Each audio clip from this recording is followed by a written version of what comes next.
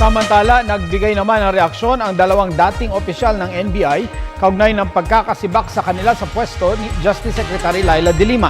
Narito ang report ni Noel Perfecto.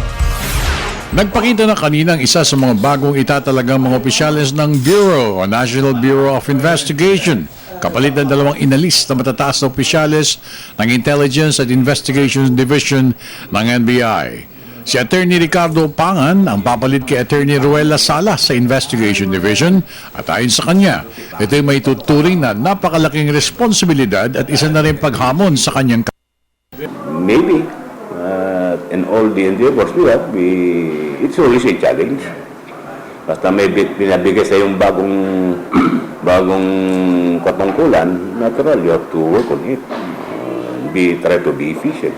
Hindi lang yung pero lahat ng tao. Nandun din si Attorney Lasala sa kanyang dating tanggapan at ipinaubaya niya kay Director Pangan ang mga mahalagang kaso na kanyang sinusubaybayan tulad ng rice smuggling, Saro scam, financial scams, Delphine Lee case at marami pang iba.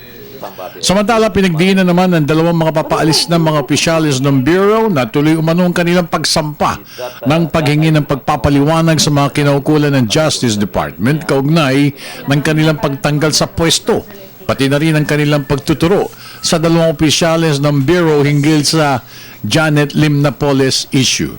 Nagkaroon kami kayo ng parang informal kasi nag-assume na siya ng command kanina, nakausap niya ng mga at nagkaroon kami ng pag-uusap kanina at inihabiling ko sa kanya ang lahat ng units at tao under the investigation service.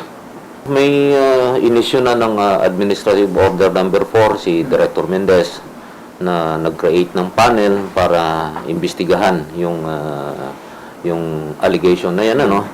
And then hintayin natin kung kailan tayo papatawag ng panel para mag-testify tungkol doon.